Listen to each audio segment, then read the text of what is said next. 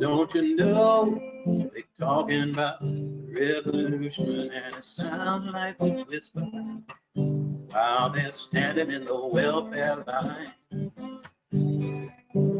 right at the doorsteps of those armies of salvation, wasting time in the unemployment lines, sitting around waiting for a promotion. Don't you know they're talking about a revolution and it sounds like a whisper.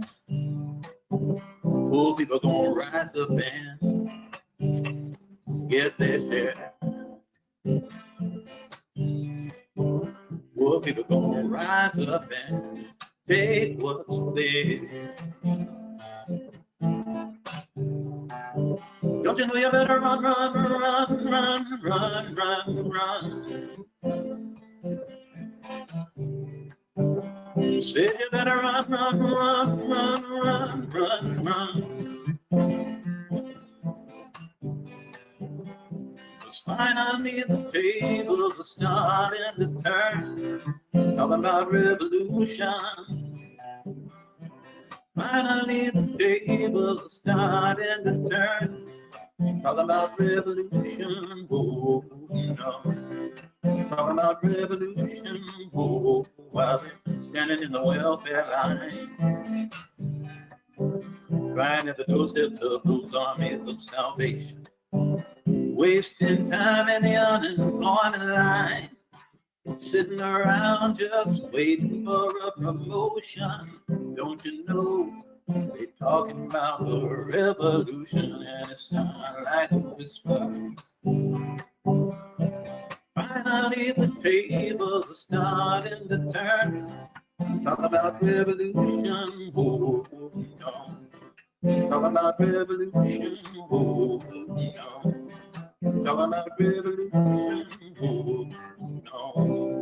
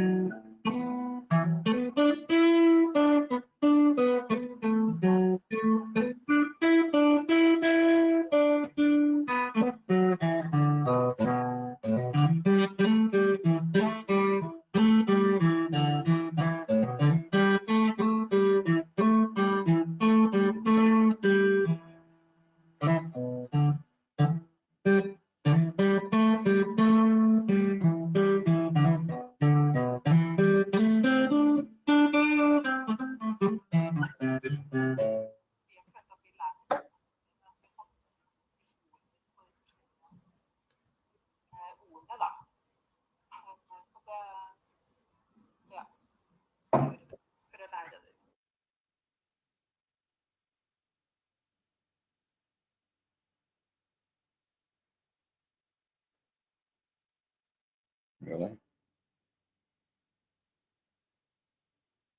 Yeah, just share it on a couple of sites on Facebook, our go-to-meeting link, so people should be joining in over time in the next as well. Meanwhile, we got Facebook Live active as we speak. It is starting in 2 minutes, that live feed on Facebook Live. So we have this go-to-meeting feed, and we have Facebook Live. And then following this presentation, we've also got YouTube recording that will be going online sometime afterward, as soon as the recorded presentation ends up getting processed and uploaded. And processed again by YouTube, of course. Good morning, everyone. How are you? I don't know who is seeing this at this particular time. I guess I should stop this right now, shouldn't I? That's a great thing to do, yes. And I actually was making share the same. So, Tony, if I can ask, we have 3 seconds until live on Facebook, 0. time is started. So, Tony, can you tell us a little bit about yourself? You are our guest speaker today on the GoToMeeting live view and Facebook live view. We want to ask you a question. So, when it comes down to your wonderful resume, what you've done, who you are, and what you know, Tony Ballard, everybody, has been involved in the field of communications for nearly 4 decades. After spending 10 years as a speech-language pathologist, he was chosen to join the faculty of Saint Petersburg College as a professor of speech communication. After having taught courses that centered on public speaking for 10 years, Mr. Ballard saw a need for a course in interpersonal communication at the college. He was then appointed to spearhead the creation of the curriculum for interpersonal communication. He has continued to teach in both the fields of public speaking and interpersonal communication. Mr. Ballard takes great pleasure in emphasizing the common principles of effective spiritual living and effective communication. With that said, Mr. Tony Ballard, could you please introduce yourself? Hello, everyone. I'm Tony Ballard. Hope you're not disappointed. Hope everyone is doing well out there this morning. And as you can see, today we're going to be looking at speech, meaning public speaking. It's one of those things that I think that often we take for granted. And we know when we've heard a good speaker, and we know when we've heard someone who probably left us a little nonplussed, and when that occurs, a lot of times we don't think about it, and that's the thing, we just don't think about it at all. We could, name any number of people that we know. I'm sure everyone can come up with their own list of people when we talk about who are some effective public speakers. Well, it might surprise you, or maybe it wouldn't surprise you to know that those people that we see as effective public speakers, many of them, in fact, I would dare say all of them, are really pulling from a group of strategies, some that have to do with delivery, some that have to do with the preparation of a message, that culminate in an effective connecting, an effective event, if you will. Let's just call it a communication event between themselves and a listening audience, whether that audience is 1 or 2 people or a stadium full of people. So today we're going to be looking at public speaking in a ritualistic way, and that's why you see this slide that says the speech ritual. Often we might not think of every speech as being ritualistic, and yet there are ritualistic factors in every speech. And whether we're talking about speech, the speech that we might not even think of as a speech. Think about it. You've just arrived at work, and maybe you're in the break room, or you're waiting for the supervisor, or maybe you are the supervisor, who has to come in and tell everyone what's going to be happening for the next 8 hours, or however long the shift may be. So you have those people sitting there listening to that person talking. It's extremely informal, of course, and yet it is still a speech. It is still a speech. And so when the speech event, if you will, goes well, certain things occur. One of the main things that occurs is we leave all having, at least in general, an idea of the same message. We all have interpreted it in generally the same way. So let's talk a little bit about this speech ritual. First of all, let's talk about what a ritual is. As you can see, a ritual is any practice or any pattern of behavior that is regularly performed in a set manner. There is a repetitiveness to it, a predictability to it, even though all of these events don't seem predictable. There is a predictability to it. Okay, we'll just leave that as it is. And there are rules. Okay, the rules aren't always the same, but there are rules, a prescribed code of behavior regulating social conduct. And so when we look at public speaking, that's why we can look at it and think of it as a ritual.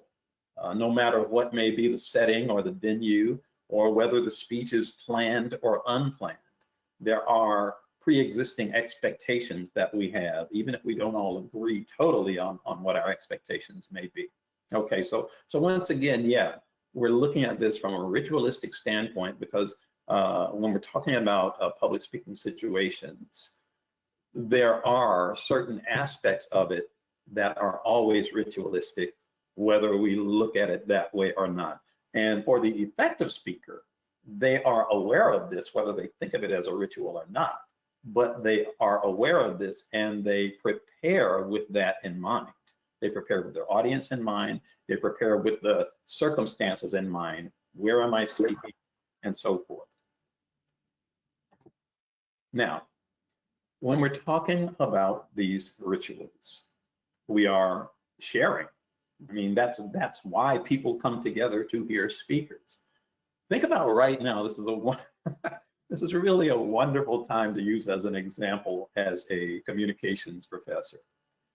The most we can do now, thank God for Zoom and GoToMeeting and so forth and so on. Because what we're really trying to do is overcome the challenge of actually coming together and sharing space. Why do we want to share space? Because we're social beings.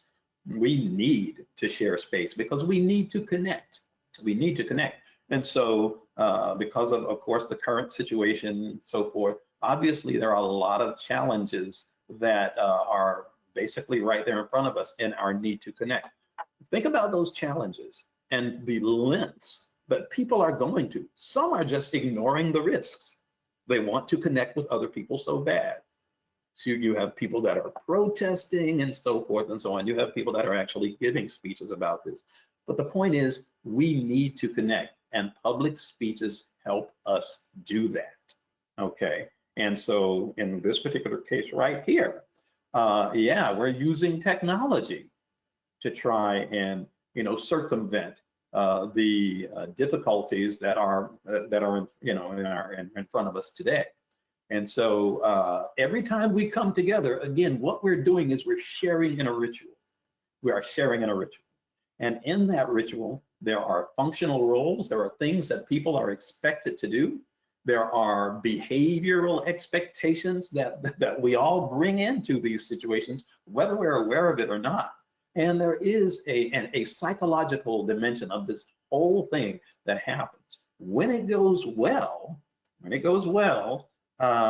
we come away with what we might call a sense of psychological appeal, a sense of satisfaction.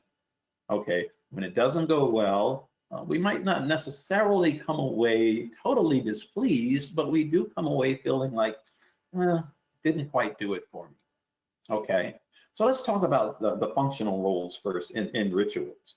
As far as the functional roles in the speech ritual, number one, there are duties that we have that just help make it happen. Because when we get together, we have objectives, we have goals, and they might not even be defined, but we do have goals.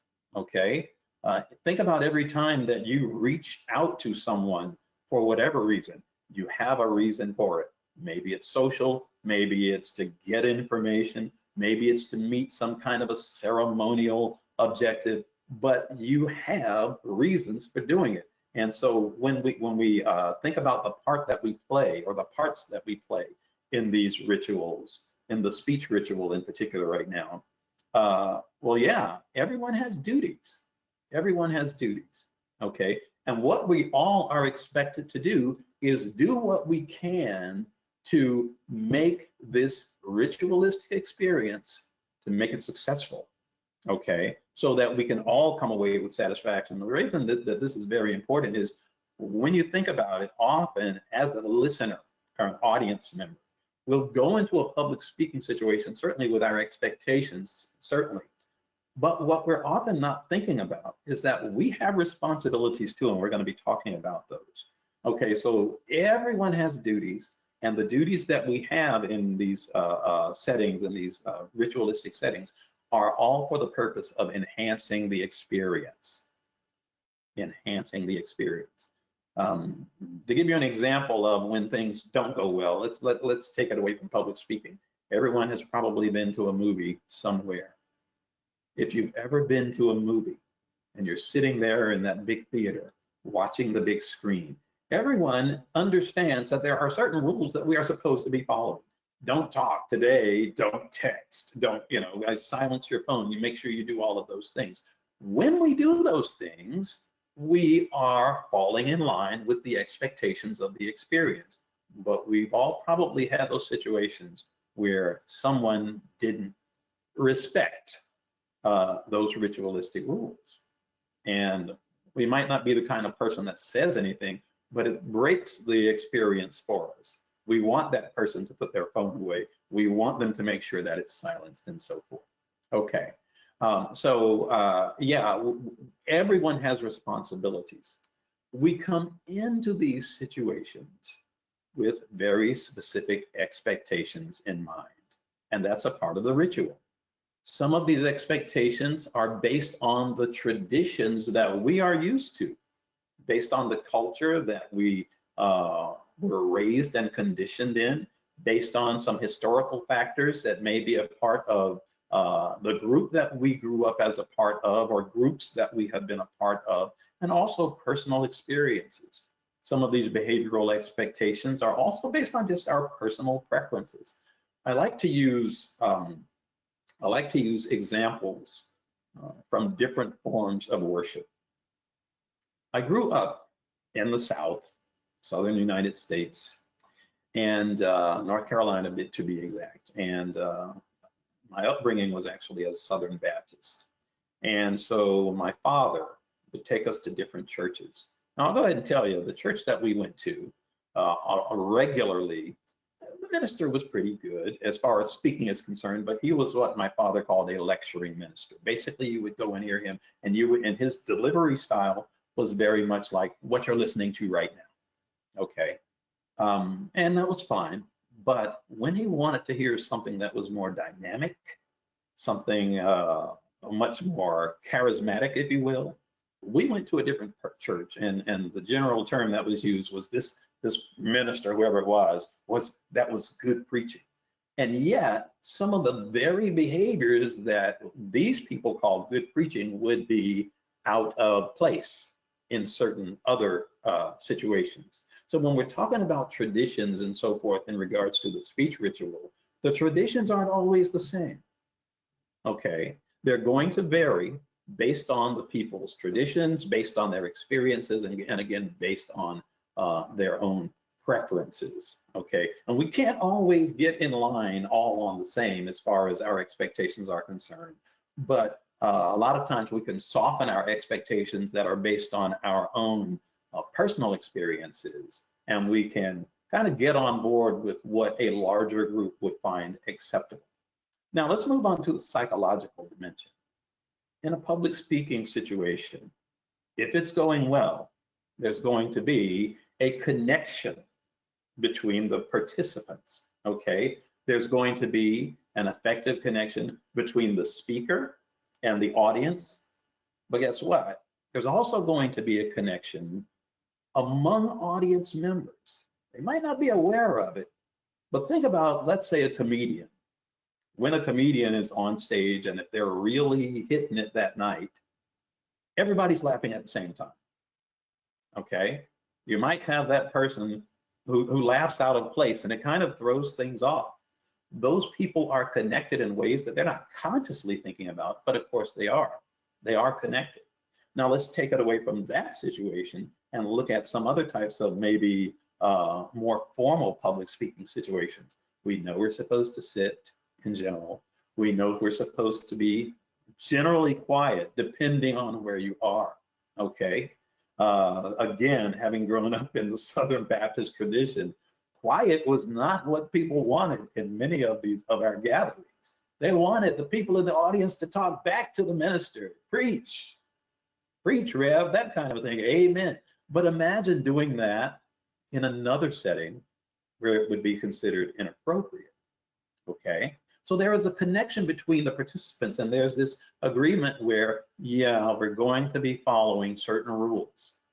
We're going to be following certain rules, and we don't have to talk about it, but there's sort of a non-discussed contract of what will be deemed appropriate behavior in these situations. Now, these rules don't just apply to the audience members. they also apply to the speaker. We come with those expectations. Okay, so again, you have that connection between the participants in the audience, but also between the speaker and the audience. Again, this is especially if the speaker is effective. Okay. So when we're talking about that emotional connection, what everyone is supposed to be bringing into the public speaking situation is a sense of empathy. Okay, that ability to connect with other people and understand what they are going through. Empathy sounds like sympathy, but they're not the same thing. You know, when we try and understand what someone is going through, or what someone else is trying to express, well, then we're experiencing empathy. A little interesting point about using this technology to be able to connect with one another is obviously we're on the internet. Well, one thing that is very common, as you know, on the internet is some people really act out. There's a lot of negative behavior that goes on the internet. This is the result of people lacking empathy because they are not face to face with the person that they might be spewing their venom to. Now, that type of behavior generally is less common in face-to-face situations because we see the immediate reaction of the other communicators. Okay, the speaker sees the immediate reaction of the audience members, and we often have this sense of when we're connecting or when we're not connecting. Okay, now the effective speaker is very much aware of this, but guess what? The audience members are aware of it too. It might be more on a deeper level, or at least more on a subconscious or even an unconscious level, but they are aware of it. When all of these things actually are occurring, what we're trying to do is reach the same objective, no matter what the topic, no matter what the venue, no matter what the purpose. We all decided, let's go to one place. Most of us will sit. The person doing the speaking is going to stand in front or maybe even in the center. And while that person is delivering one continuous message, the rest of us are going to listen and respond appropriately. All this for the purpose of what we hope to be shared understanding.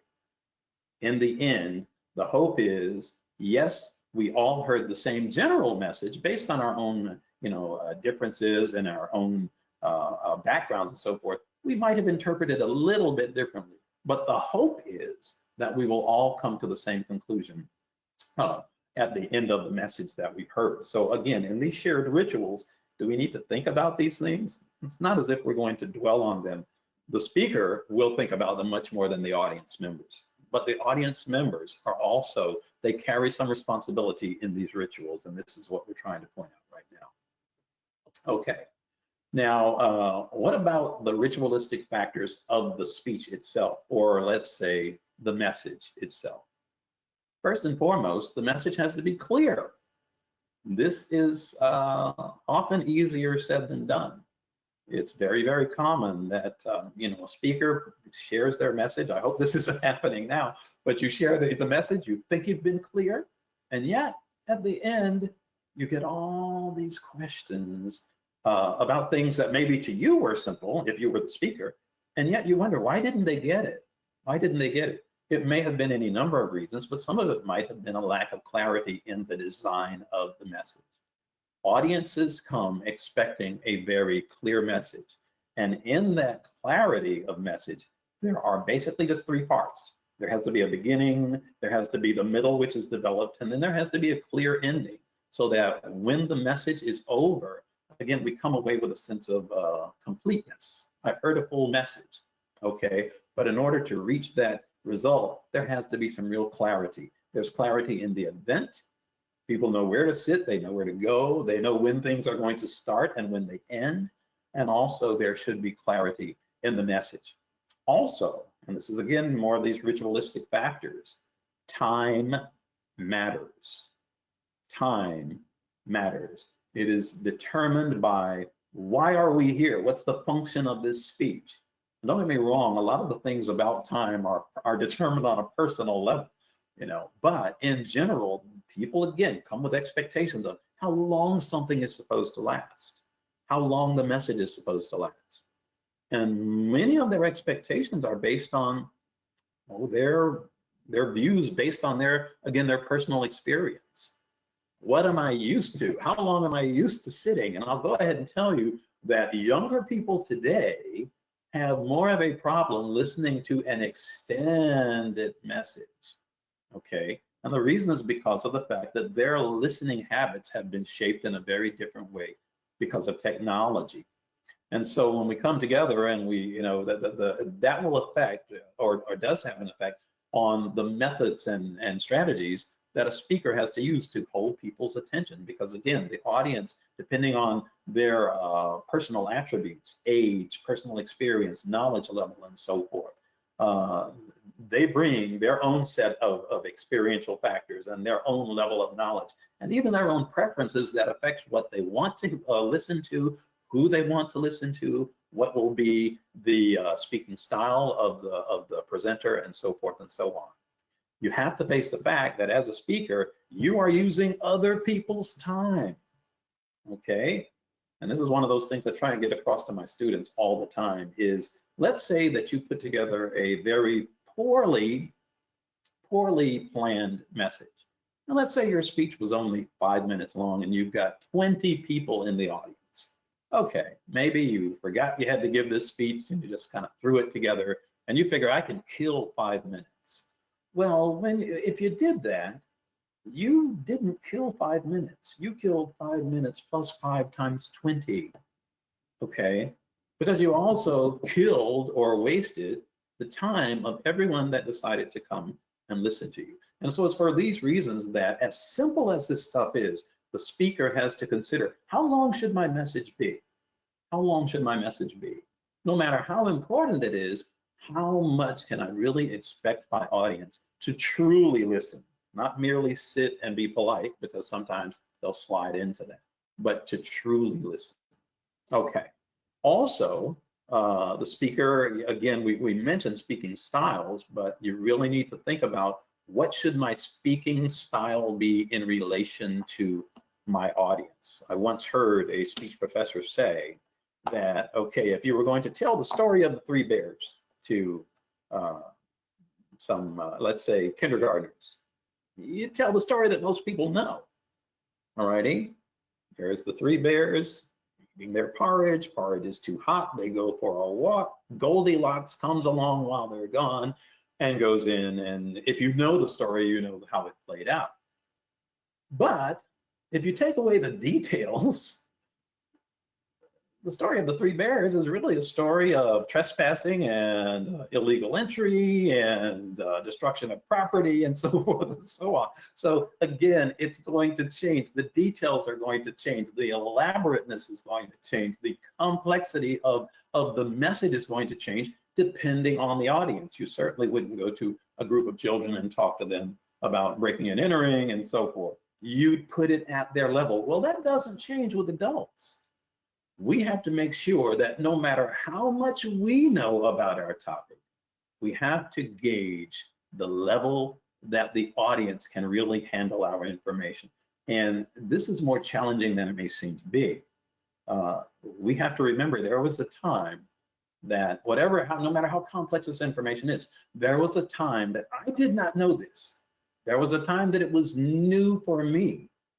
What is the level that I can reasonably expect my audience to be functioning at so that I can plan my message for a level that they can really comprehend?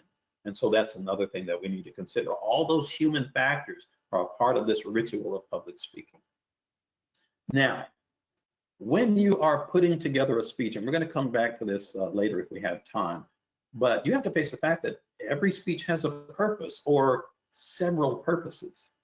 Now, the truth is, every speech does have a general purpose, and that's mainly, what's your reason for giving your speech? What is it that you are trying to accomplish?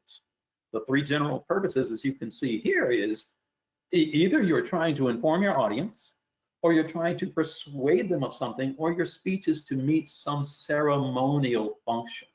Now, we can talk about these 3 different general categories of speeches, but the truth is that they overlap. there are elements of every type of speech in every speech that is given. And yet, the speaker planning the speech still needs to know what their general purpose is.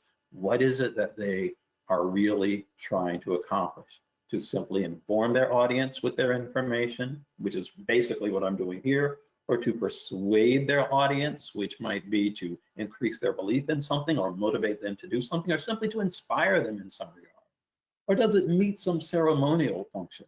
Ceremonial speeches are things like after dinner speeches and eulogies and award speeches and commemoration speeches. And the type of speech based on the type of ceremony, type of speech is going to change. And so as a speaker, we need to remember that if I'm going to be meeting what are common expectations of this gathering, I need to know what is the purpose of the speech.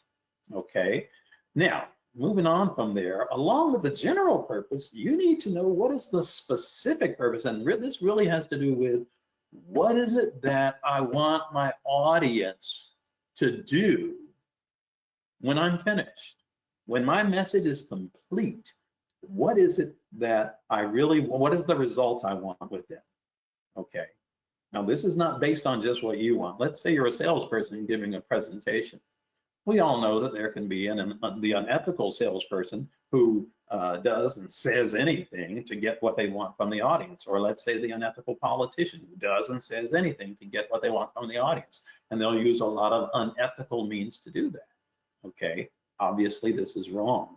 If we're going to be an ethical speaker, we need to think about what is the specific purpose that I really want to accomplish with this audience while meeting their needs. Not just your needs, but their needs. And so you need to consider what are the needs of my audience as it relates to my topic, as it relates to what I'm going to share with them, because I need to have some real empathy in that regard when I'm putting a speech together. I need to think about what is the level of this audience, within reason. If I'm going to be sharing my information with them and it's highly complex, I need to accept the fact that this audience may or may not be ready for it. And if I reasonably assume that they're not ready for this complexity of information, I need to bring it down to their level. And again, that takes real empathy to come up with a purpose that is reasonable in relation to the audience. When I leave this audience, what do I want them to know? What do I want them to think? What do I want them to feel? What do I want them to do? Okay, and this purpose needs to be clear for you, the speaker, and in time, it needs to be very clear with the audience. When it is clear to the audience and in line with audience goals, guess what? You get their support. Okay, now support can run along a spectrum of, as far as how much support you might get, but you get their support. And sometimes their support is simply, I'm going to keep listening to you. I'm going to keep listening to you. I was speaking to a friend just a few days ago who shared with me that she happens to be a manager in her company, and she had to order some materials. And she was speaking to a new salesperson, or at least new for them. And she was trying to choose the right materials. And the salesperson at first wondered, what difference does it make as far as there was a particular product? It didn't matter. And the friend of mine, she was basically pointing out that, wait a minute, I need more detail because I need this to fit my needs and my general objectives on my job. And and she was telling me about it simply because in the conversation, it became much clearer to the salesperson the importance of really, really, really being aware what her needs were. Okay, and as speakers, we need to give that some consideration. The difference is we need to consider these things before we even give the speech. When we do that and we do it accurately and we do it effectively, then we end up receiving our audience's support. Now let's move on from the purpose and talk about the function that the speaker and the audience plays in this ritual of public speaking. I'd like to make a little point now that I know that a lot of people probably, obviously, why would you think of this unless you had to? Some people might think that they'll go through their entire life and not have to give any kind of speech. But the truth is, again, if you don't think of a speech as always a formal speech, most of us will end up having to give some kind of speech, okay, whether it's on our job or in our social gatherings. And we need to, again, be thinking of these things as, when we come into these situations. But what is the function of the speaker? Well, the function of the speaker, first and foremost, obviously, is to bring the message. But they need to be forming and sharing this message with what we call an I-thou mentality. An I-thou mentality. That means that I, the speaker, see the audience in a lofty way. I'm going to respect my audience. I'm going to plan and prepare my message to the best of my ability with them in mind, and not just with my own goals in mind. The other way of looking at it, or the converse approach, shall we say, is I-it. And I-it is, I view my audience as an it, a thing that I can use for my own purposes. It is extremely unethical, and yet it is very common. When a speaker has an I-it approach to planning and presenting a speech, they are basically, their mentality is whatever works, whatever works. Say whatever needs to be said, even if it's wrong, even if it's knowingly wrong. Obviously, this is unacceptable and it's unethical, and yet, once again, it's so common. As a speaker, you want to come with an I-thou mentality to your preparation and to the delivery of your message. And of course, you, the speaker, bring the message, okay? You bring the message. That kind of goes without saying, doesn't it? But what you need to think about is that your message has to be credible. You always need to understand that you, the speaker, bring the message, yes, but you also are a part of the message in the way the audience is digesting your information. Message credibility means that, yeah, it's believable. It's believable. But it had to be ethically formed and delivered, because let's face it, we all will believe a lot that is simply not true. And so we're trusting the speaker to bring a message that was ethically formed, is going to be ethically delivered. Now, as the speaker, we also need to remember, once again, that that credibility is not just based on this message. It's also based on us, on who we are as a speaker, okay? Credibility is not just about trust. It's also about acceptance. Do we accept you as the messenger? As the messenger. And you are part of the message, and consequently, you don't want to be a bad part of your own message. You don't want to be a bad part of your own message by violating your audience's sensibilities. This is why we have to give so much thought in even how we present ourselves as a speaker outside of the message. Those two things in your audience's minds are linked. Do I believe the message? Do I trust and accept the speaker? Because if either one of those gets the answer no, then the audience member, it's not that they won't continue listening to you, but now your message is being filtered through mistrust and negativity and doubt. Okay. Now, one thing we always need to point out is that the audience determines speaker credibility. Yeah, it's a perceptual thing, but you, the speaker, can still do things to increase the likelihood that they'll see you as credible. And part of that is to present yourself and your message in a way that is sincere and appropriate for the situation. So that's the function of the speaker, but what's the function of the audience? Because again, they're part of this ritual. Well, the audience comes to listen. Enough said about that. But their listening is more important than we may think, because it is with their listening and with their response that they motivate the speaker. Certainly they motivate the speaker just by being there. But imagine the audience that is there and not responsive in a way that is appropriate for the situation, and in a way that can be really on some level observed and perceived by the speaker. Okay. Now, when that audience again comes to listen, they have to remember that I'm not just here to receive a message. I am a part of this ritual. And so I have to be a positive part of that ritual. And every once in a while, we all know that there are those situations where people might break those rules. But in general, yeah, we have to face the fact that the speaker is bringing the message, the audience is listening to the message, but the truth is we're working together. We're working together in this ritual. Okay, so we all have, again, a function to serve in this particular, in this ritual, in this event.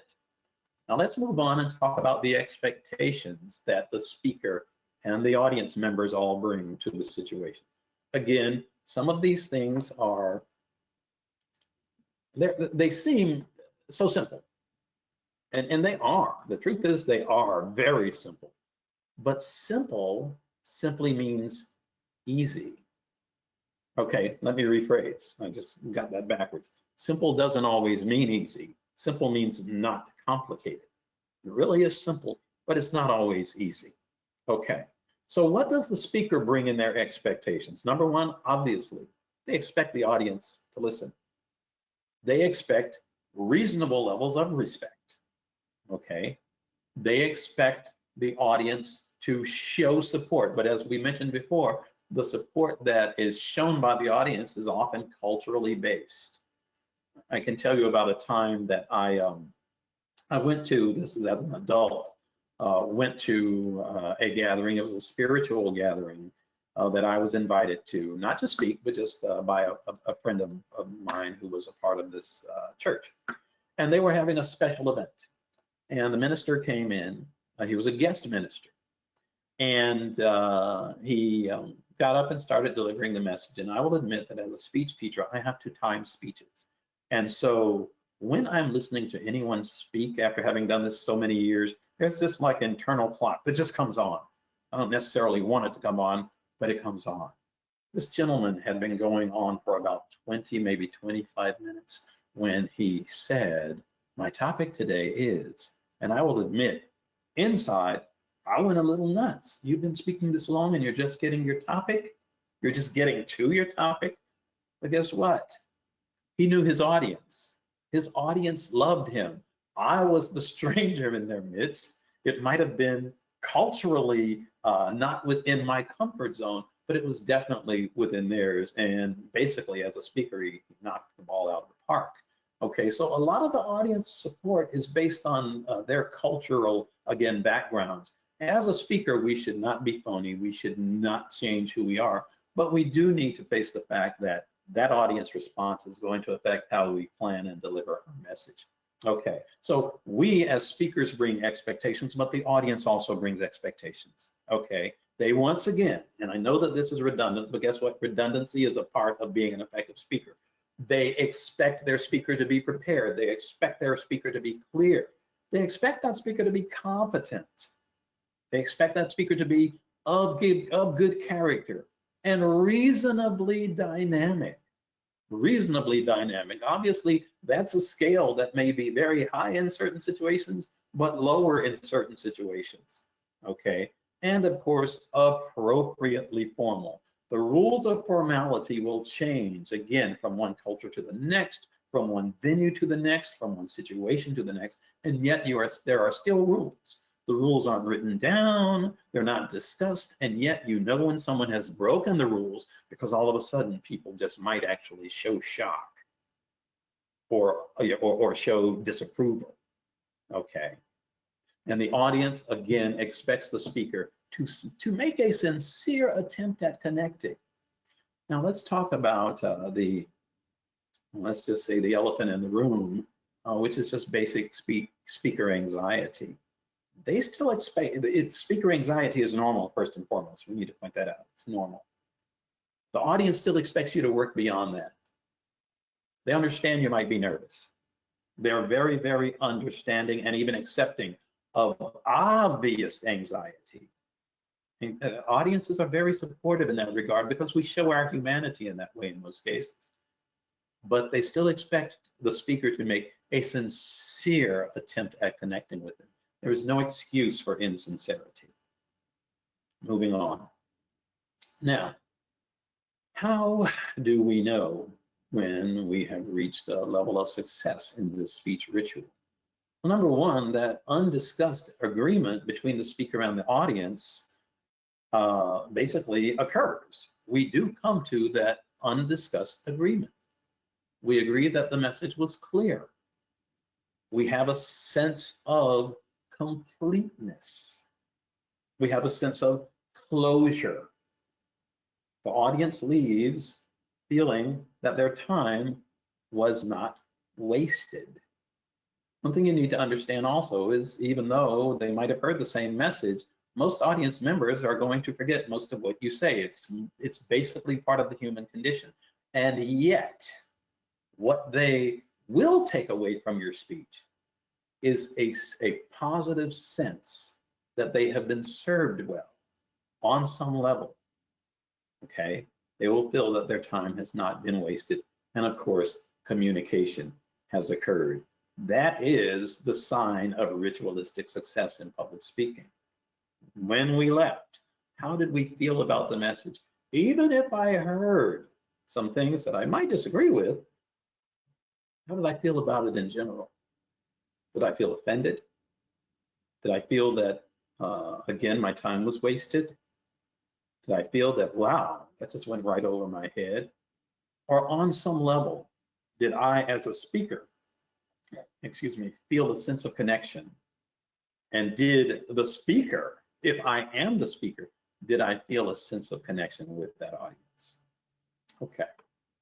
Now, communication in the ritual occurs when, number one, the attended message generally, and again, I emphasize generally, matches the message that the audience understood. You may get a lot of questions, you may get very few questions, but you will, if it has gone well, you'll often get some questions, maybe for some additional clarity or additional detail that you couldn't cover in the time that you had. But hopefully you don't end up getting a lot of questions clearly showing that, wow, we just didn't understand that at all. Okay? Communication in this ritual also occurs when the roles, relationships, and objectives of all the participants, both speaker and audience members, are clear. Okay? We also have to face the fact that this isn't, that number one, we're not robots. We're human beings. We have thoughts, we have feelings, we have attitudes that we express. And these thoughts and feelings and attitudes are expressed both verbally and non-verbally. And it will vary from culture to culture to culture and from person to person. And yet, it's still a part of this ritual. We also, if communication has occurred, then the wants and the needs and the instructions that should have been a part of the speech are identified. The message is generally direct. The message is generally clear. One thing, and this is the last thing I'd like to cover here, is that we often, as speakers, put the emphasis on the content. And of course the content is important. We can't deny that. That's why people come together. They do want the content. But in general communication, while the content is of course important, what's more important is the process. Every message that we convey, whether it's one-on-one or a speaker in a public speaking situation with an audience, every message has two levels. Two levels. You have what is called the content message, that's the content. That's pretty simple. Okay, here's the content. This is what was said. This is what was understood. But then there is what we call the relational dimension of the message, or let's just call it the relational message. And the relational message is an indication of two things in a relationship, whether it's one-on-one or speaker and audience. And we say that those two things that the relational message carries is what we call state and status.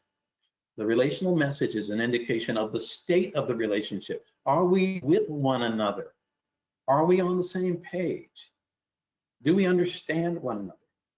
But also, the relational message is an indication of the status of that relationship. And the status being, how are we seeing our relationship? Do we see it in a positive way? Do we see that all the people in this relationship are sharing, or at least are playing their roles the way they are supposed to? Or is there something wrong here that might make us feel uncomfortable about the way communication is occurring? So even in public speaking, there are those two levels of meaning: the content message that, of course, the speaker generally brings, and then there's that relational message that is an indication of whether or not communication was successful or not. And if you are an effective speaker, usually you kept people listening. Now, please don't misunderstand. I don't think that, I think we all know that the speaker doesn't bear all of the responsibility in that regard. Sometimes there are audience members that have other priorities out of necessity.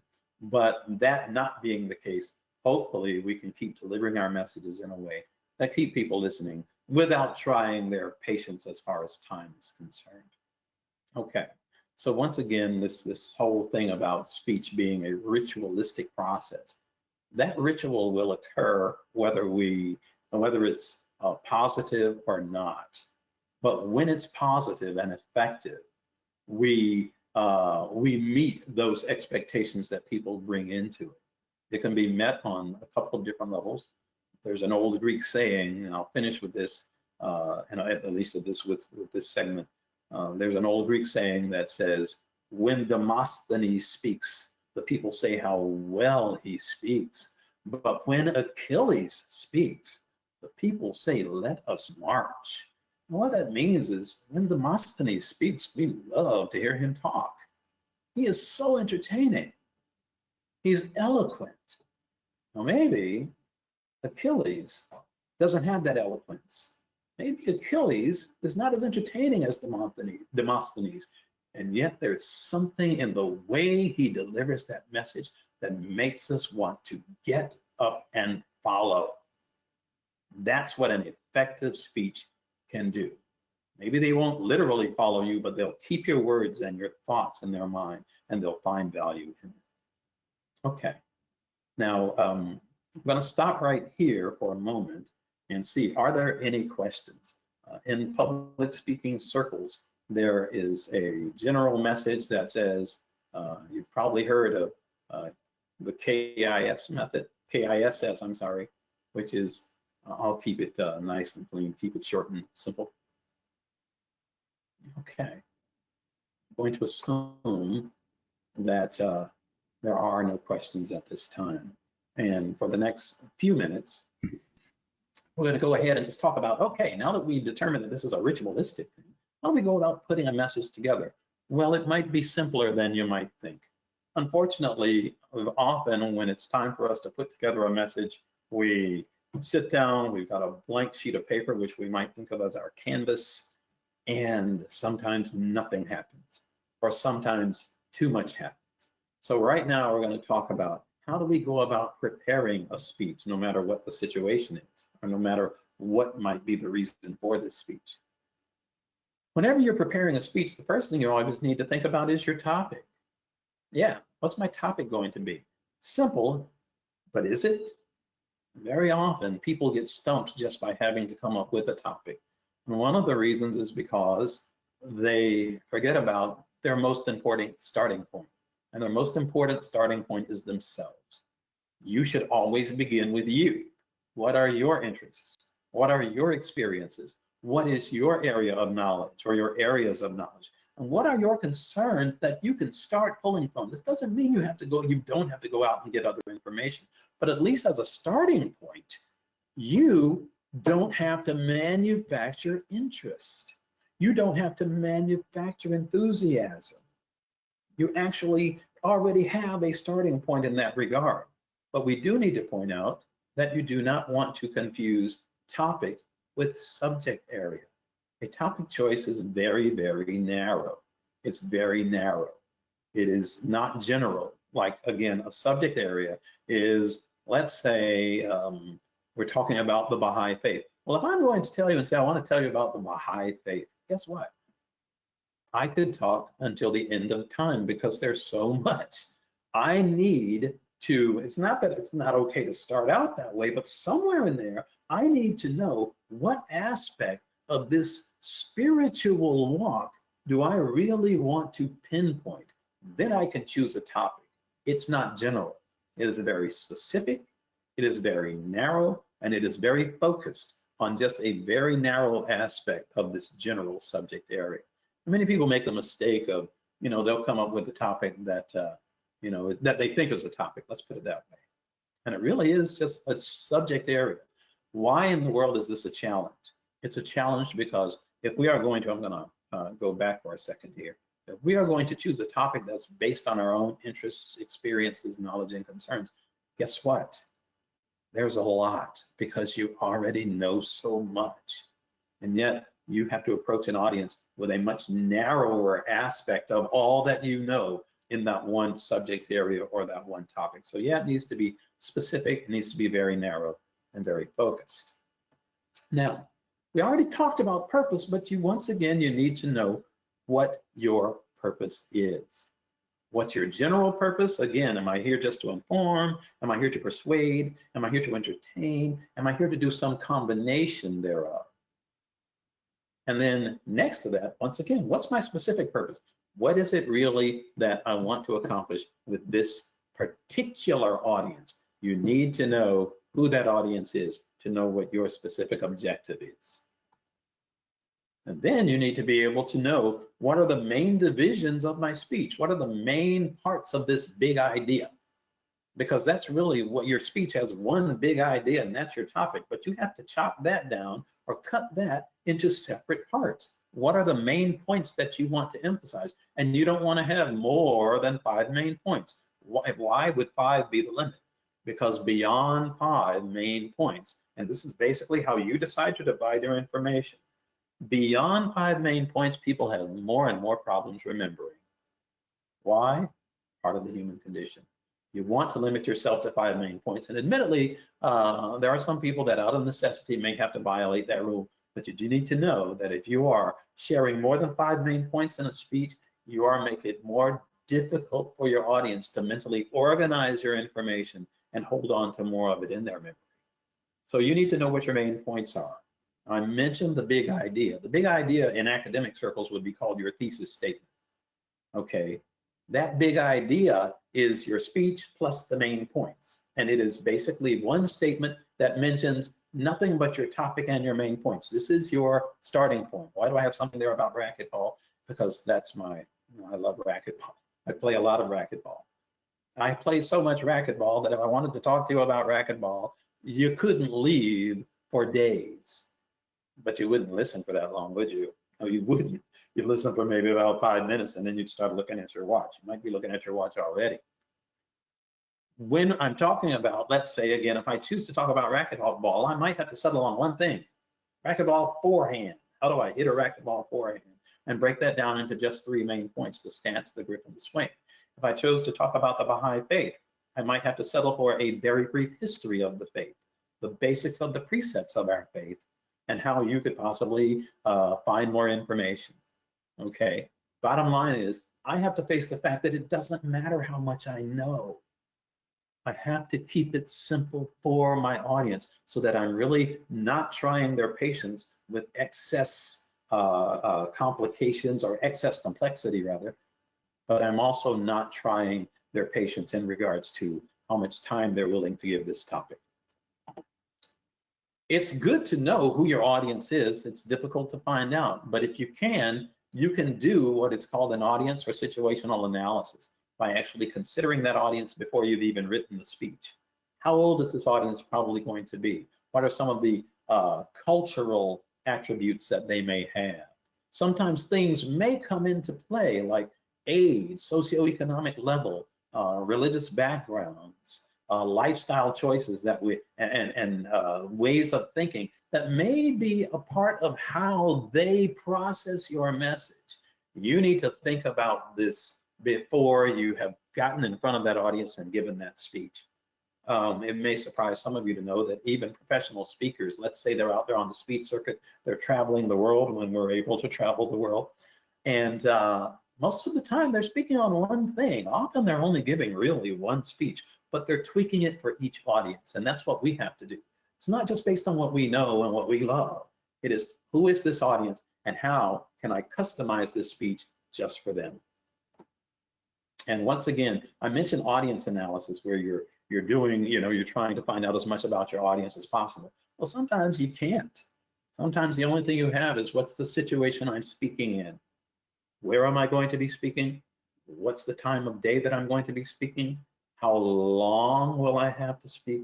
And what's the size of the audience estimated to be? Because that is going to have, those factors are going to have a major impact on how you shape that message. You need to have those things in mind. We mentioned credibility. Once again, I wasn't able to spend a lot of time on credibility, but credibility is believability. The ability to get people to believe and trust you. And as I mentioned earlier, only your audience really decides your credibility, because credibility is a perceptual thing. You may be the most honest person in the world, sharing 100% accurate information, and yet your audience, for whatever reason, doesn't connect and consequently doesn't accept and trust you. If you don't determine your credibility, how can you affect the audience's perception of your credibility? Well, you see the word there, it's authenticity, by being truly authentic, by being sincere in your preparation and delivery, by presenting yourself in the most appropriate way, yes, but also presenting a part of who you really are. You do not control the audience's perception of your credibility, but you do control their perception of your authenticity. You control your authenticity through presenting your information in a competent way as a person of good character, with some of the better parts of your personality showing some charisma and having a very clear message, okay? In other words, present yourself in a knowledgeable way, an ethical way rather, having some real personality, and presenting your information in an organized way. Why do I have physical attractiveness there? There's a reason, folks, because physical attractiveness matters. And let's face it, some people have what we call, they hit the biological lottery and they're amazing to look at. That's a small part of a speech, but it won't keep people listening. We can all present ourselves in the best possible way, visually and verbally and non-verbally, and basically package ourselves in a way that an audience will feel comfortable with and even feel pleased with. The way you package yourself, what we call that is image management. The way you manage your image as a speaker will affect how your audience accepts you. This doesn't mean you always have to look like you're ready to defend someone in court. I always say that to my students. But you do have to present yourself in a way that you can be sure your audience will find respectful of themselves, respectful of who you are, and not, again, see you in a way that is off-putting. This is an uncomfortable thing to share, because often in our culture, we're very individualistic, but we have to face the fact that we're sharing, once again, in a ritual, and we need to present ourselves in a way that's appropriate for this ritual. When we do so, hopefully our audience gives us what is called initial credibility, where they accept us immediately. But guess what? Even the most visually appealing person, that initial credibility doesn't go very far, nor does it last very long. The rest you have to earn, and you earn it in the way that you present your information and in the way that you connect with your audience. And this is called acquired credibility, okay? So yeah, they're both important. Face the fact that the way you visually present yourself does matter. Is it the primary factor? No, it is not, but it is a factor. Now, this is the last thing that we're going to be covering, and it's just a visual that lets you know that when effective speakers are putting their messages together, they're following a very, very simple recipe, frankly, a very simple structure. And that structure is simply an introduction, a body with 2 to 5 main points, once again, and a conclusion. That introduction has, each of these parts of the speech has things to do, okay? The introduction, the first thing you want to do is get their attention in an effective way. Get their attention in an effective way, in an appropriate way. Then, after having gotten their attention in an appropriate way, you specify what you're going to be talking about. Give them a preview after that, where you simply list, these are the things we're going to cover. And if necessary, even take a moment and share with them why you are able to deliver this information with them. You might talk about your background, your experiences, things of that nature that qualify you to speak on this particular topic. Okay, at the top of this lecture or this talk, my good friend John gave an introduction. There was a reason for that. there is a reason beyond just telling you who is this person. It's also to, in a roundabout way, let the audience know the topic that this person is choosing to talk about is something that you can trust them with. Okay, now after you've gotten through the introduction, you can go ahead and actually get into your main points and share them in the way that you want to. Now we've got claims and facts and statistics and so forth there. The bottom line is you want to share the information that you feel is important. You need to know, however, that your speech is probably going to fall in, the information is probably going to fall in some kind of pattern in the body. Either it's going to be in a list of steps based on time. Sometimes it's called a process speech, often how to do something or when certain events occurred. Or it might be some kind of a physical description where you are describing something, talking about how something looks. Or you might be talking about a problem and how to solve it, problem and solution. Or perhaps you might be actually talking about in a way where you are talking about what caused a situation to occur, what we call simply causal, a cause effect. This is what made this happen, and this is what has brought about current circumstances. Okay, it's what we call causal reasoning. Or maybe you want to persuade your audience. And there is a particular way of persuading your audience. It's a 5-step process called the motivated sequence, where you actually are going through 5 steps, where you are presenting a need to your audience. You want them to consider that this need exists, that there's a way to satisfy that need, and so forth.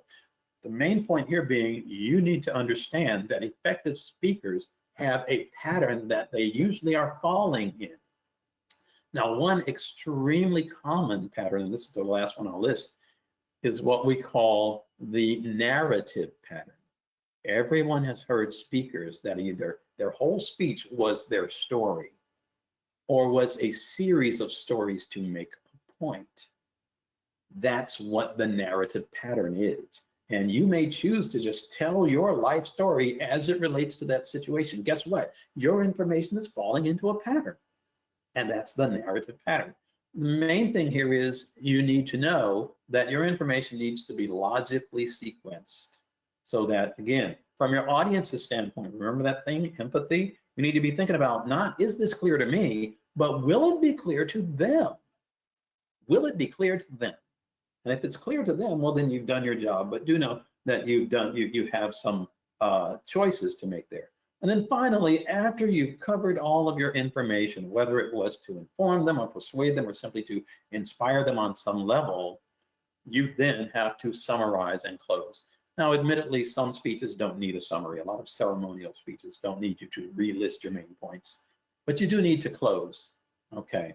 Certain speeches, if they're persuasive or informative, they need a summary. So you can remind your audience, again, being deliberately redundant, this is what we talked about. And then finally, put a good closing line on. A good closing line often is a quote, or it's something that will motivate your audience, and it will give them that sense of closure from your message. Okay, now I know this is an awful lot of information to cover in 1 hour. Hopefully, it's as simple as it should have been. We actually do have some questions, though. That as we speak to people, we don't think about merely what we know and what we want to talk about. We need to the extent that we can, cover that information in a way that is appropriate for the listener. I'm going to go ahead and say one final thing here, and that's, as being a Baha'i, one of the features of the Baha'i faith, one of the attributes or precepts of the faith is that we have no ministers. No ministers. Okay? We have an organization. There is a very clearly defined organization. There is very clear guidance, and yet there is no set aside class of people that we call ministers. Now, the reason I'm bringing this up is because if we had ministers, let's face it, there would be those people that we would be designated speakers all the time. Well, because we are all supposed to be acting as ministers, we have to face the fact that often we are the speakers. And when we get in our gatherings, when we get with other people that may not be used to, our way of gathering, we need to keep all of those other people in mind and form and deliver our messages in ways that are appropriate for them. Thank you very much for listening. I see that we have some questions here. What are the questions, Jim? Yeah, so one of the first questions we got is from Nancy from Georgia. She's asking a question. She says, "Isn't it a good thing to receive questions at the end of your speech? It means they're in tune and interested in what you have to say. I am just saying because when I hear a speaker and I start asking questions, it only means I'm engaged and I'm very interested in finding out more." That is Nancy from Georgia. And thank you very much for that question, Nancy. And that's an excellent question. And the short answer is absolutely. I'll go ahead and share a little personal note here. Thank you so much for asking your question. Because a speaker often, once they're finished, if time allows, the feeling that they might get if there are no questions is that the audience simply wasn't on some level interested. And so when people ask questions, that means that they found value in what was being shared and they want more information. So again, thank you. But yes, I agree with you on that. Questions are the ethical prepared speaker. Let me qualify my statement. The ethical prepared speaker always wants questions if time allows. Yes. Another question. Yeah, so the next question comes from, Alex from St. Pete Beach, Florida. Can you mention some techniques to overcome stage fright? This might include reliance on the Holy Spirit and having an attitude of sharing one's talk as a service. Alex. I hate to laugh at the question because it's an excellent question. It's a question that millions and millions of people would love to have the answer to. Here's the bad news, Alex. You won't overcome what we call speech anxiety, or what's more commonly called stage fright. You won't overcome it. Here's the good news. You don't want to overcome it. What you want to do is learn to manage it. Stage fright or speech anxiety or speaker apprehension, whatever you want to call it, is, it can be stifling, but it's a double-edged sword. It's also a source of energy. And if you can learn to manage your anxiety, it can become a source of energy. Now, I'm going to go ahead and tell you some things that you can do. Again, it's not going to help you get rid of your anxiety, and you don't want to, but you do want to reframe that anxiety to turn it into a positive. Okay, first and foremost, I'll say that the primary cause of speech anxiety is a sense of unpreparedness. We can, I'm going to reframe that to unpredictability. We don't know what the audience is going to do. Well, guess what? You change your focus to things that you can control. What can you control? You can control your preparation and your delivery. Certainly you want to do that with the audience in mind. But you also need to change your perception of the whole speaking situation. What happens when we communicate with one another? Well, if it's in a situation that is what we call an interpersonal situation, usually one-on-one or just a group of people, small group of people talking, we're not nervous. Why aren't we nervous in most cases? It's because we do this all the time. Now, let's move that into a public speaking situation. Most of what's occurring are things that we still do all the time. Some of the details have changed, okay? Some of the, the basic elements have changed. Now, let's face it, yeah, you're doing all the talking, okay, because that's what a speech is. But face the fact that your audience is only, number one, they want to be your support group. They expended the energy to come and hear you. They did not come up and say, hey, do you have a script of your speech that I can just take home and read in my own time? No, they want to hear you, but they want to hear the real you. They want to hear the prepared you, yes, but they want to have an experience of connecting with other human beings or with another human being, and in this case, that other human being is you. So examine your perception of the situation, see it for having the positive value that it does.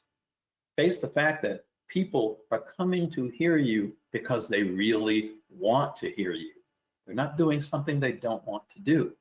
And they do have those expectations we talked about earlier. Of course, they expect you to be prepared, but also you also want to see yourself as the leader. The leader. How often is it that we get a chance to stand in front of an audience of people or a group of people, and for a certain amount of time, whatever the amount of time is, they give us permission to share whatever we want to? How often do we get that? We don't get that often. And so we need to appreciate it for what it is. We need to appreciate it for what it is. Now, having said that, there are also some other more practical things that you can do that are just, I shouldn't say more practical, but simply practical things. And some of them are just basic stress management types of things. Okay. Think about what happens to you if you do get nervous. Like right now, this is almost finished, so I'm not going to get some water. I would have to get up, leave the screen, or leave the camera shot and go get some water. But I often get a dry mouth. Normally what I do is you have something to drink. Speakers do this all the time. Well, the audience doesn't know that you've got a dry mouth, but hey, you do, and it's a bit of a distraction. Okay, so that can kind of increase the anxiety a little bit. Have something to drink. If you are a perspirer, as I often am, have something to wipe your brow with, wipe your hands with. If you happen to be a Sunday morning Southern Baptist minister, you can use that handkerchief as a prop. Okay, but have that there with you. Okay, now also, let's say you haven't started speaking yet. Let's say even in the planning phases. Just like any other endeavor where you feel challenged, use some positive thinking techniques. See yourself going through what you've done. See yourself being, or what you're going to do. See yourself in a very concrete way, being very successful. And I mean actually going through the steps, because it's been scientifically proven that that kind of practice enhances physical practice. Okay, that mental practice enhances physical practice, and athletes and so forth use this all the time. Okay, so again, another thing we need to remember is don't think you have to be more than you. You have to be prepared, you have to be a positive version of you, but you don't have to be more than you really are. Don't think you have to come to your audience being some phony version of yourself. No, be appropriate, be sincere, but still be you. There are some other things. I mean, I could get a lot deeper when it comes to anxiety, but in the final analysis, we have to accept that it's a part of it. We have to accept that with more speaking experience, it will lower, but we'll still have that anxiety to manage. Even if someone tells you that they don't get nervous about public speaking, are they lying? No, but they're not really accurate. It's just that their anxiety, they've learned to channel it in a more positive way, and and make it work for them. And we can all do that. We can all do that. So we got another question, and this question is from Gilbert from Clearwater. Could you please tell us, how do you present a subject that is opposite of common belief? Oh my goodness. Gilbert, I know you. That's a toughie. What I would dare say first and foremost is you want to establish a comfort level by establishing an area of commonality, first and foremost. Start with what you know everyone agrees with. Start with what you know everyone agrees with. You also have to accept the fact that if we are speaking to an audience on some things that we go into knowing they don't agree, our purpose is probably to try and move them from disagreement, or let's call it hostility.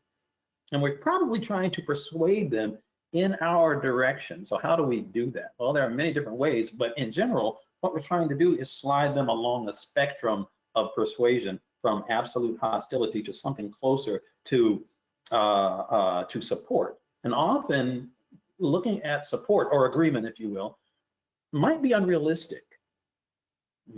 But if we can move them anywhere in the direction from, again, hostility to support, a lot of times we might take them closer to an area that we can just call neutrality, where now at first they were completely against what we believed or what we shared, or what we knew. And we now have them at the point where now they're questioning their own views, and questioning might not be the better word, examining their own views. Now we've got to a point where if they're willing, we can truly open up a dialogue, but we first start with areas of agreement and then move into, and I should point out that those areas of agreement are irrefutable because they're absolute. They're things that everyone knows. This is just fact. Now, when we're doing what we call proposition of fact, which is, I think, applies to your question, there are different propositions, different ways of presenting, let's say, an argument. And one is called proposition of fact. Proposition of fact means that the speaker is actually speaking from the mindset that my audience either is misinformed, or they simply and they don't know it, or they know nothing about this. Now, the truth is, the audience that knows nothing is probably going to be less of a challenge than the audience that is misinformed. Okay, so start from what we can already agree on, and once we have reached the point where, yeah, we're all in agreement on this, now we can go into areas that might be either again new for our audience, or areas where that audience has some preconceived notions that they have not questioned.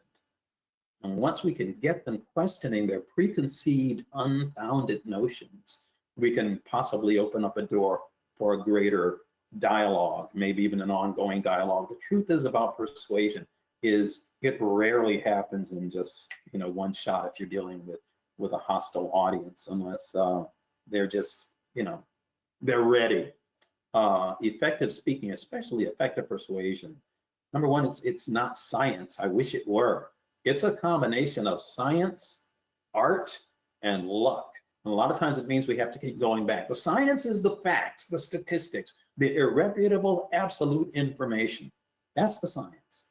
The art is weaving that irrefutable information with our approach and with the other, maybe opinionated statements or claims that we mix in with them, so that we soften it, so that our audience, our hostile audience, will keep listening. Maybe still disagreeing, but keep listening. Okay? But okay, there's the science, there's the art. Where's the luck? The luck is hopefully reaching them at a time when they're willing. We cannot make anyone listen. Okay, and if we're going to be ethical speakers, we all know that doesn't mean that we should be coercing, lying, forcing. And I know that your question is, how do I keep people really listening when they disagree? But again, start with the areas that you can be sure they're going to agree with this, and then hopefully, without too many jarring statements, move them closer to an area of agreement. Because often what will happen over time is they will convince themselves with the information that you are sharing with them, but we have to keep them in a mindset of staying open-minded, so we can still share, again, factually ethical and factual and ethical information with them. Okay, I'll stop right there, because I have a couple of other things I wanted to say, but it would just be a bit more redundant. Any other questions? That was a great answer to a great question. And actually, I wanted to ask something along those lines myself.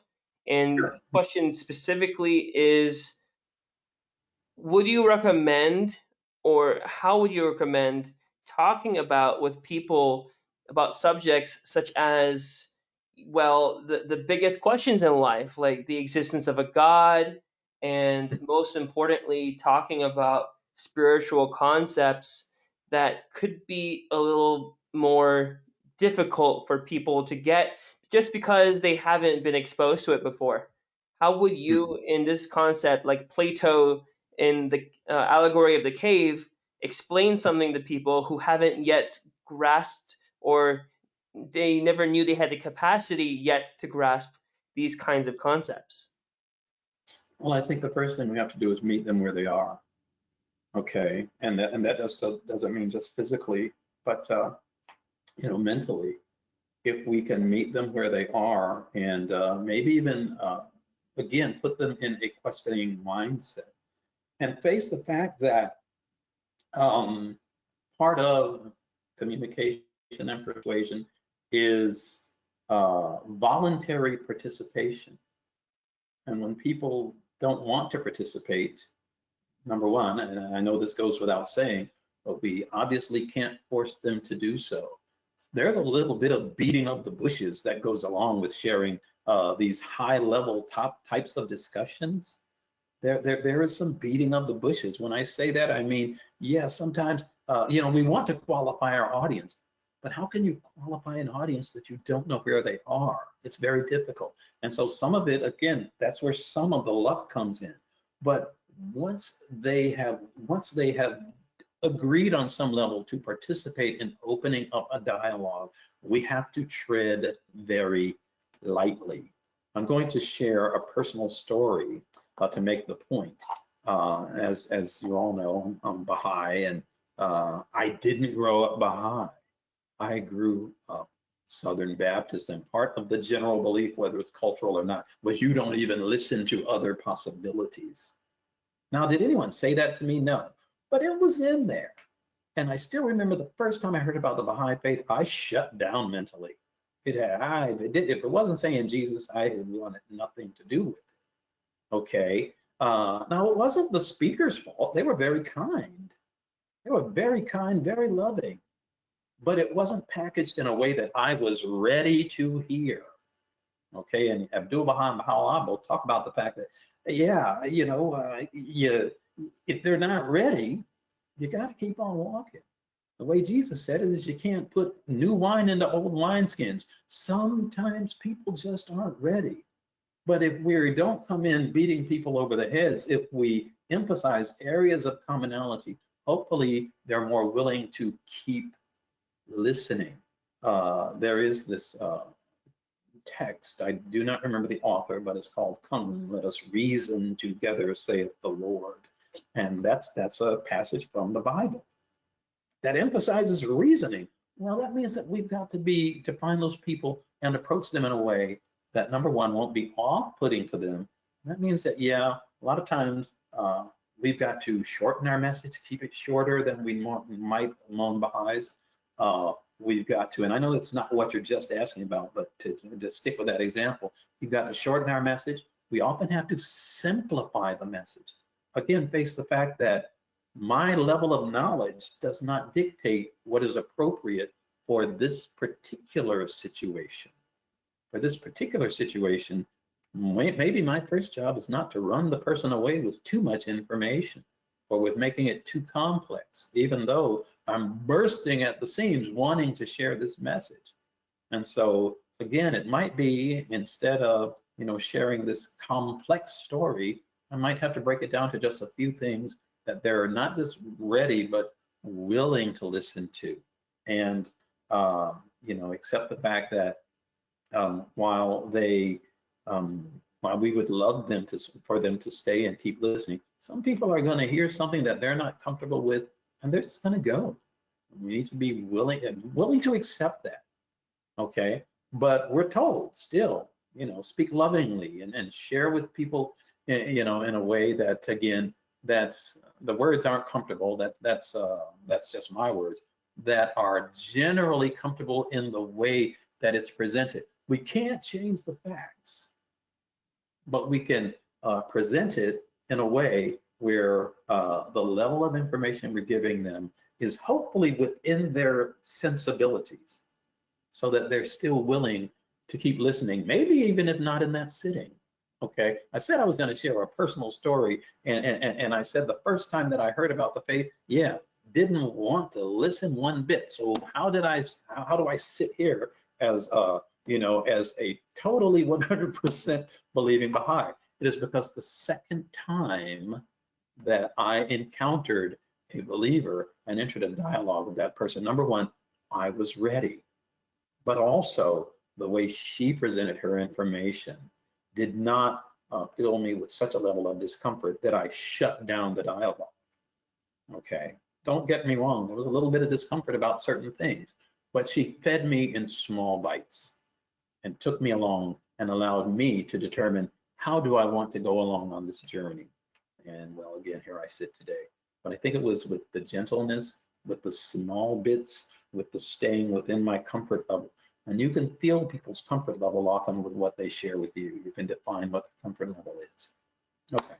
Any other questions? So a follow-up to that, since you mentioned about small bites and you mentioned about commonality, that got me thinking of the transitive property of equality, where effectively you take three separate things and you have one thing in the middle, A equals B, B equals C, so therefore A equals C. That's a transitive property of equality. So you're saying if you work with an area of commonality and you take what seems like two separate things, but you show how they're exactly the same, people are easier to understand, to be open to, and to believe that than they are to what they deem to be completely separate concepts, right? Yeah, exactly. And we that's one of those things that we have to understand is a lot of times people feel that we're at odds when we're not. It's just a matter of we haven't spoken their language yet. We have to find their language to present our ideas, because ideas, our thoughts, they're not concrete. We have to put them into words that are concrete. We have to choose our words very carefully in a way that again keeps them listening, because on some level they can sense that commonality. Imagine the person who what they're saying, where what you're saying is something that they're comfortable with, that they're uncomfortable with on some level, and yet you're presenting it in such a way, choosing your words so carefully, and using even your nonverbal cues in such a way that it makes them decide that, okay, I'll keep listening. We have to keep them listening, because once they stop listening, it no longer matters what we say. And it's a lot easier for us to sit here and talk about than it is to do, but it's still necessary to do that. So again, measured doses of whatever it is you're trying to share through first establishing the commonality, and even not in a way on the way that it sounds like I'm challenging you. Once they sense challenge, a lot of people are going to be put off anyway. Now they're digging their heels in.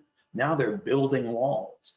But imagine, again, emphasizing those areas of agreement and using them as bridges to new information that is also difficult to agree with because it just makes sense. Now, we still can't take responsibility for what that other person may decide in the end, but our main thing, no matter what it is you're trying to do, very often is, a lot of times we think about the end without considering the process. We have to remember that at least a part of the process is, to the extent that is within our control, we've got to try and keep people listening. Well, if people have reason to shut down, it's not necessarily our fault, but the result is the same. And some people are going to shut down no matter what you do. And some people, again, that's science, art, and luck. You got to them, you're sharing facts with them at the right time and in the right way so that they keep listening. And in time, before you know it, they are thinking things that they might not have been thinking at the beginning of the process of interacting with them. And yet, over time, they become more and more comfortable with that information. But if we try and, stick a funnel in their mouth and jam too much in their brain, that usually is not very effective. It works sometimes. I mean, the other side of my story is I had a roommate at the time who had also never heard of the Baha'i faith, and he jumped on board that night. What was the difference? I don't know. I just know that some people are ready for whatever it is you want to share with them, and some people are not. We obviously have to try, and whatever our efforts are may be, and whatever the endeavor and the objective may be, we have to be able to present our information to an audience that might not be at first willing to jump on board, but at least willing to listen. And the rest is part of that process of keeping their minds open while we're sharing whatever information it is that we need to share with them. So we have a question from Eugene from Clearwater, and I think this is a great top-off question for everything that we got here today. For people who want to learn how to do public speaking, first he asked if you came across Toastmasters ever, and if you yourself got any formal or informal training in public speaking, and if you think that, would you say your presentation is enough, or would you take other steps? Would you recommend that people like Eugene take certain steps like joining Toastmasters or any other systematic approaches after this presentation? Well, there are many courses that you can take. I certainly would recommend Toastmasters because that gives you, number one, you're around other people who have common goals in that regard when it comes to public speaking, and you get a lot of practice. Okay, because like anything, we've heard the dynamic speakers. They weren't born dynamic speakers. They weren't born speaking. Many of them have either taken courses or they've gotten a type of life experience that has allowed them to develop those skills. Okay, so studying public speaking, taking a college course. I mean, again, I work at Saint Petersburg College. A little plug there, but there are plenty of other schools that a basic speech course certainly could be in order.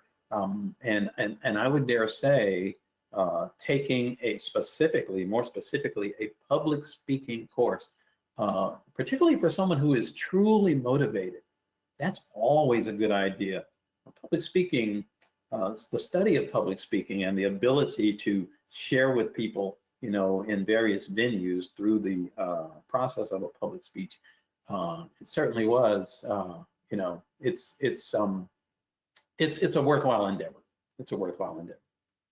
Well, thank you, folks. And I see we've got a little sign here saying we're over time. So we're over time. And I want to thank you all for listening. And thank you so much for your questions. Hopefully you got something out of it.